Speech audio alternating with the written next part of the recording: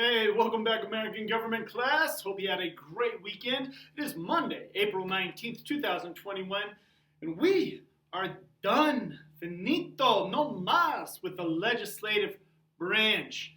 Last class review, it's simple. You did test corrections. Now, some of you guys, you're not listening to the videos. You got to do the test corrections correctly. I specifically told you how to do that section where you put an S, a B, or an H. You still needed to write out a sentence. You couldn't just put SBH. That's just a letter. That doesn't reinforce any knowledge. You didn't get points if you only put the letter. You got to combine the question and the answer together. Remember, act like you're teaching it to me. But that is done. It's over with. Test is done. Test corrections are done. You know what that means? On to the next unit, which is, of course, the executive branch. Article 2 of the Constitution, the second chapter. Now, a brief intro to the executive branch. President, vice president, absolutely. These are the leaders of the executive branch. They have their cabinet members. They get to appoint different people, ambassadors, justices, obviously cabinet members. However, the executive branch is just not this small group of people. The executive branch has a ton of people working for it nationally and locally in your state executive branches.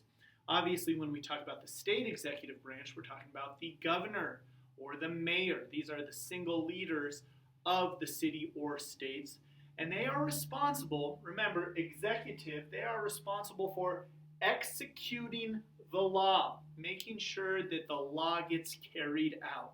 The legislative branch writes the laws, the executive branch executes them, makes sure that they are enforced, those types of things. So that's something that's kind of a hard little fact to get over in our brains. It's not just the president and the vice president. There's quite a few people in the executive branch. But we'll talk about that throughout this whole unit. We'll talk about what it means to be president, what your job responsibilities are, how you run for president, the path to the White House, the road to the White House, as they say. And we'll get very in-depth with the executive branch. However, before we do that, as always, we've got some vocabulary to do. Now today I emailed you this sheet of paper. Well, not this exact one because mine's nice and like salmon colored, little orangish. Yours will be white because it's just the document. This is the color of paper that it was printed on. But you have 21 vocab words. That's not bad. But there's 21 free points right there, all right? This is easy. Some of you guys missed a lot of points on the last vocab assignment because you just didn't do it. This is really simple. I'm just asking you to copy 21 definitions off the internet for these words right here, all right? Now, a quick reminder on how to do them because it has been a while. If we take a look at our piece of paper here, of course, we're putting our name up top, Mr. W. We're going to go ahead and put the day for 1921, and it is 3A government class. Now, what branch is this? Because we got to give it a title. This is executive branch vocab. We're giving it a title. Now, here's where it gets tricky. Remember, I'm very picky about vocab. You're going to put the first word right here. Next to the number 1, number your words. The first one is electoral college.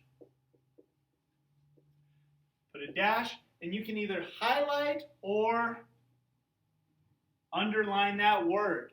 Then you're going to give me the government definition. Remember, there can be different definitions for words. We want the government definition. That's why on your assignment right here I said complete unified vocab using the government definitions. If you don't use the government definition, you won't get points. All right? So electoral college, we'll find that definition. We'll write it on out here. Might be long. And then the last thing we're going to do is skip a line. Make sure we skip a line. Skip! Then we're going to go number 2. Put the second word on our list, which it looks like recognition.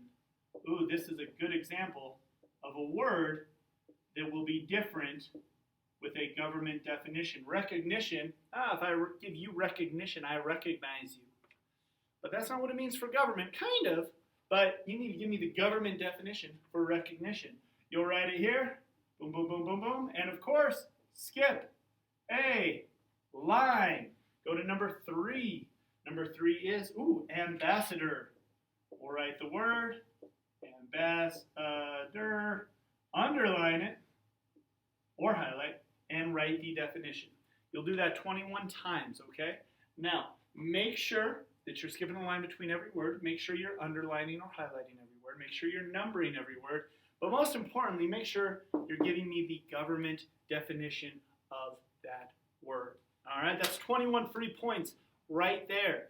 Do not get a 0 on this assignment when all you have to do is copy directly off the internet. You get to just search these words and give me the government definition. Remember, I told you you can type the word and then just type in government definition or definition government. Put government in there when you're Googling it, and you will find it. Relatively simple. If you have any questions at all, just let me know. Email me, and I will get back to you. But that's it. That's it for today. All right? So give me that vocab by the end of the day today, and then we will move on into our executive branch unit on Wednesday. You guys take care, and we'll see you then.